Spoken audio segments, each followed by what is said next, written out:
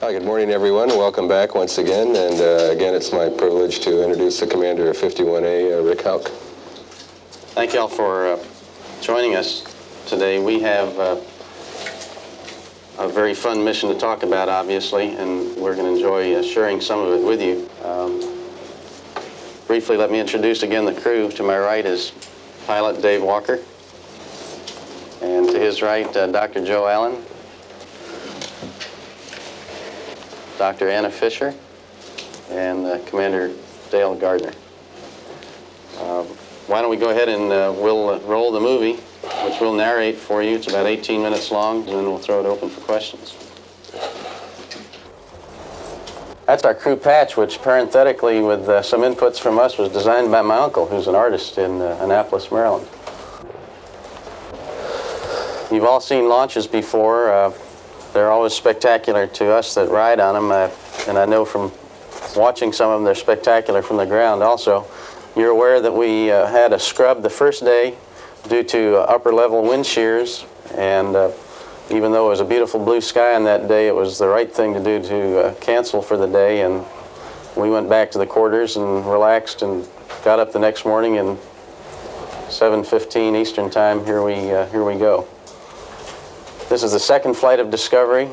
Always a beautiful sight as it goes through its roll program to point us downrange, and certainly a thrilling feeling. I'd like to turn it over to Dave Walker and let him give you some of his impressions of his first flight.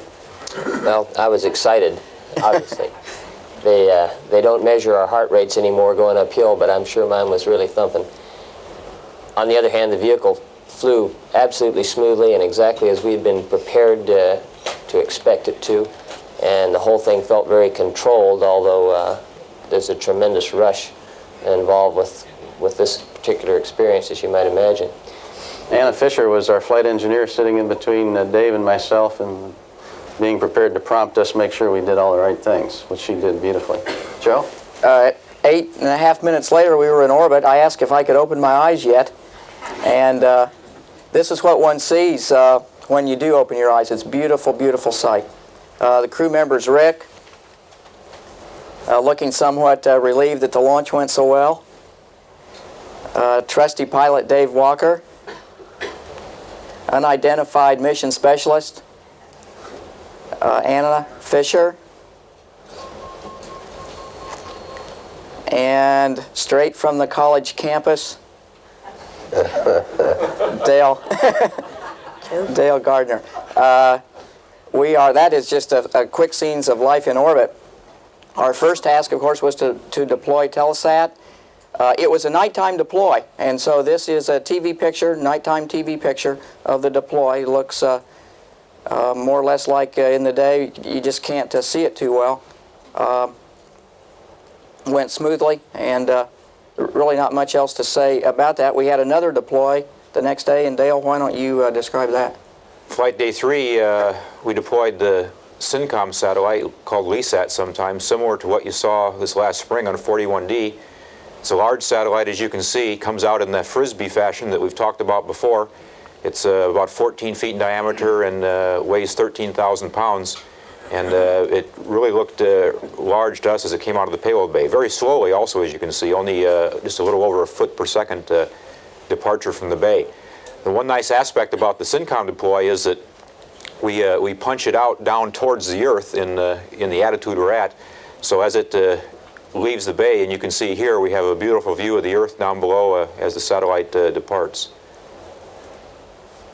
This is a few scenes of some of the things we do on orbit that don't generally get shown. This is a fairly mundane operation, but very important one, called the On-Orbit Flight Control System Checkout, which Rick and I did. Gives you a chance to see what the flight deck looks like a little bit on orbit, rather like a large airliner. The CRTs there can be seen blinking, and from there we're going to show you a little bit of the mid-deck.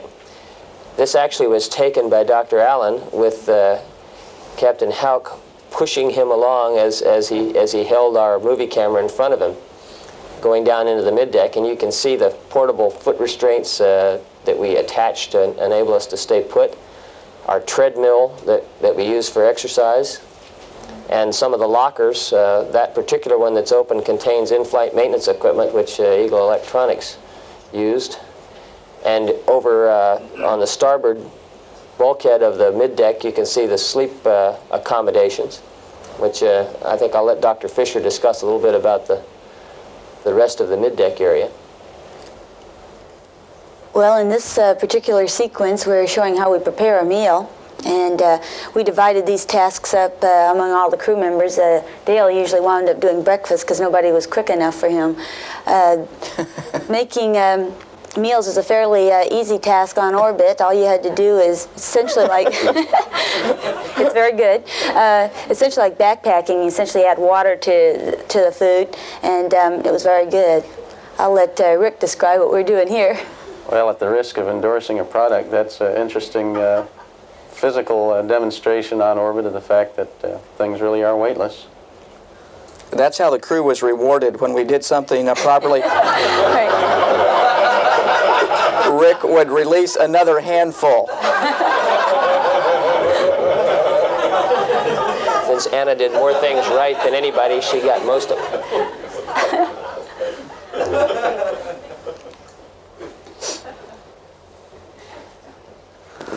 You can see it is a rather dreamlike world, both awake and sleeping. This is Dave in the upper bunk after the first EVA.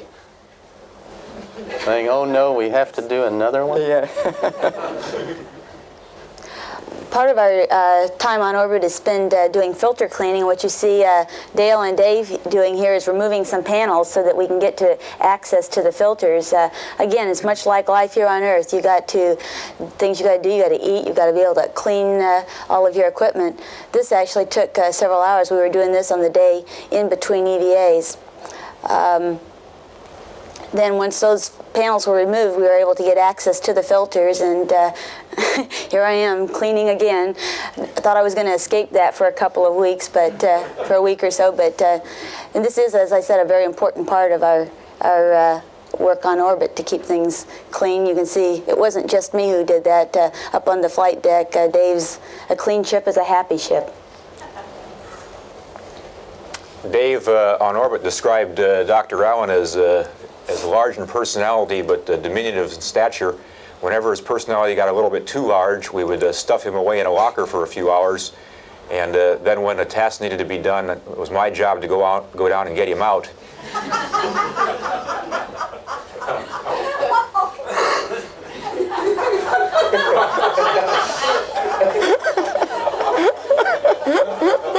This was a somewhat unpleasant task for me, but Joe seemed to like the freedom at times. And The hard part was putting him back in there again later once we got him.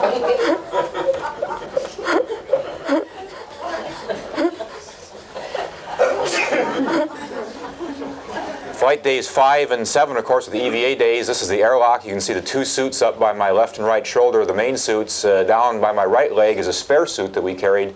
When it was determined the two prime suits were going to operate properly, we took that spare suit out and didn't use it. Up on the flight deck, the folks were preparing for the rendezvous.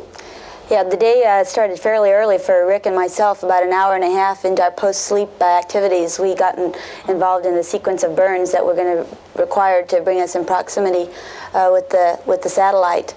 As you can see here, we were always checking and double-checking each other, making sure that every input we put in was correct.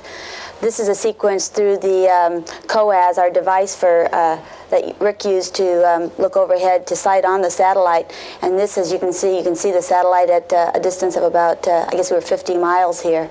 It looked like a star as you looked up. And I'll hand it over to Rick now to talk about the final parts of the rendezvous. Here we are probably about 300 feet, now maybe down to about 50 feet away from the satellite. We're firing lots of jets on board to slow us down, to rendezvous with the satellite, putting it just about 35 feet from satellite to overhead the bay.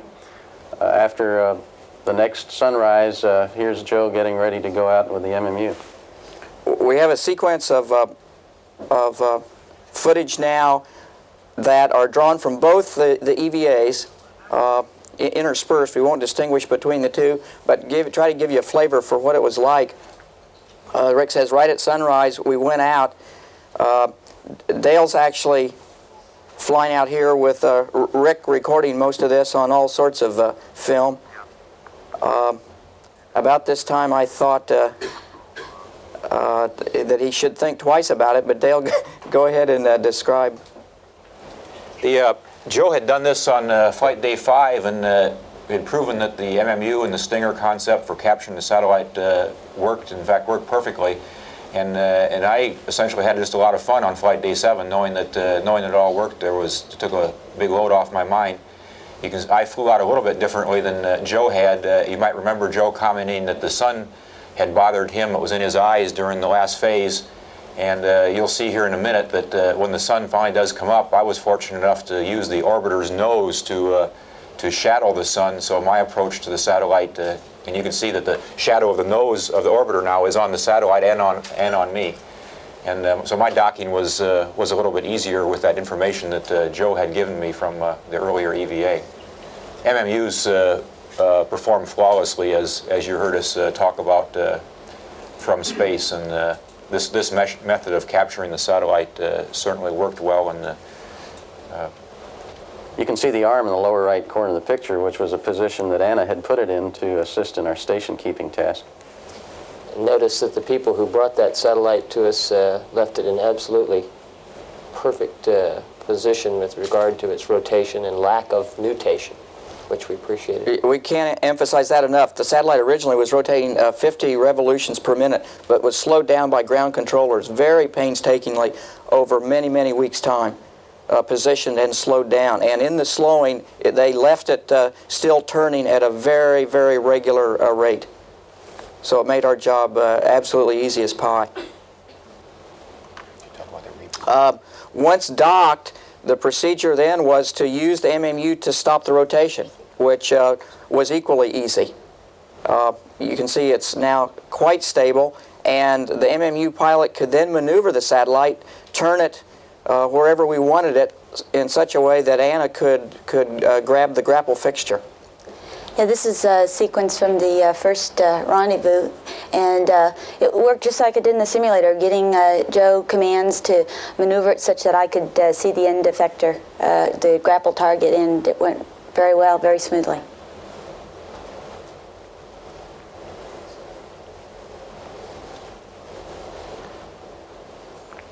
From an MMU crewman's point of view, it's interesting to see the large arm coming up right over your shoulder to suddenly grasp the satellite. This shot of Dale working on the satellite, the top end. In fact, he just removed the Omni antenna with some very fancy space equipment known as pruning shears. That was about the last nominal portion of that first EVA. Here we see where we first learned as a group that the common bracket clamp, which Dale has in his hand, was not going to fit at the appropriate place, which was on the common bracket on the satellite. Let's parenthetically emphasize that that was a very well-designed piece of equipment by folks here at JSC, and unfortunately we just didn't have the information available to us that would tell us that it would not fit. And it's appropriate to add here that we had enough pre-planned contingency operations available to us that again had been developed not by us but by the whole team to carry us through, and we went to Plan B, as we called it at that point. David was the keeper of Plan B. Dale and I had not the vaguest notion what it was, but we were confident that in his plans Dave could direct us. And the first step, he directed me to come off the Stinger, fly the MMU back to its storage place in the orbiter, and then prepare to hold the satellite at the antenna end while Dale worked on it. You get an idea of the flying qualities of the MMU here. It is as smooth as glass to fly. You just can put it wherever you want it, turn it as you want it. Interesting, you see here the reflection in my helmet of the bulkhead. You see the two windows through which the three other crewmen were working, or behind which they were working, and in fact, here at the last you can even see the movie camera that Rick has pointed out the window taking this movie. The bright spot on the bulkhead is the light that we use to illuminate the work volume out in the payload bay during the nighttime passes. About this point we said, well, you can see Dale working in the back, by the way. That's a good shot of him showing the teamwork involved getting that foot restraint ready with some tool boards and so on so that we can press on to the next task. Meanwhile, Joe is getting ready to doff the manned maneuvering unit and go to put himself in the portable foot restraint, which is forward of where you could see there. And here he is now, and he's supposed to talk here, but I'm going to say first that this was not easy for Joseph. He worked very hard for a long time here, and both of the EVA crewmen worked very hard during this particular phase of it. We were all very, very concerned that this part went well, and fortunately it did. You can see, though, that the satellite, although it weighs about 1,200 pounds, is only massive in orbit. It's not heavy, and you can move it to wherever it needs to be moved. The most difficult part was you could not tell really where you were putting it. And so we relied totally on directions from Dave most of the time and occasionally as to where it should be moved. And they would just say over your head or more to the right. And we tried to be very careful that we were not moving it to a place where it would hit the side of the orbiter or a piece of equipment on the orbiter, lest it be damaged. Joe's bringing the satellite back down into position for me to put the shower cap, as we called it, was a cover that we put over the nozzle such that small particles of, that were inside the rocket engine would not contaminate the payload bay. Here I've attached the adapter, that interface that will allow the satellite to go into the payload bay, onto the satellite, and I'm torquing down one of the 9 hard dock latches that we had to use in order to form a tight fit between the satellite and that adapter. Now Joe has handed the satellite and adapter combination to me. I'm holding it, and he's going to go around to get in position for us to berth the combination into the bay. And it worked. It worked. There shows a photo of the 2 satellites and a little advertisement there. We had to several times after flight day 7, when both were in the bay, go up to the windows and just look back there to make sure both satellites were there. There were times when none of the 5 of us really believed that we'd actually pulled it off, and it was certainly comforting to look back there and see both those satellites staring at us. Well, in the words of an old philosopher, it ain't over till it's over, and I guarantee it's not over yet because we still have to land. And here we are at runway 15 at the Kennedy Space Center. Good calls from the folks in the air and on the ground. John Young, weather pilot. The weather was good to the north, so we landed with a slight tailwind. And coming down here at 300 feet, Dave deployed the landing gear. And the orbiter flew beautifully, just as we trained for it to fly in the shuttle training airplane. Look at the vortexes being shed off the wingtips there, and when we touch down, you can see how the smoke from the tires gets caught up in those vortices. Real pretty picture. Touchdown was at about 190 knots, I understand about 2,700 feet down the runway, and we used a total of 93 to 9,500 feet of runway during the rollout. It was very nice for us to come back to the Kennedy Space Center. All of our families were there. Of course, it's nice for the program that we got back there also to reduce turnaround time.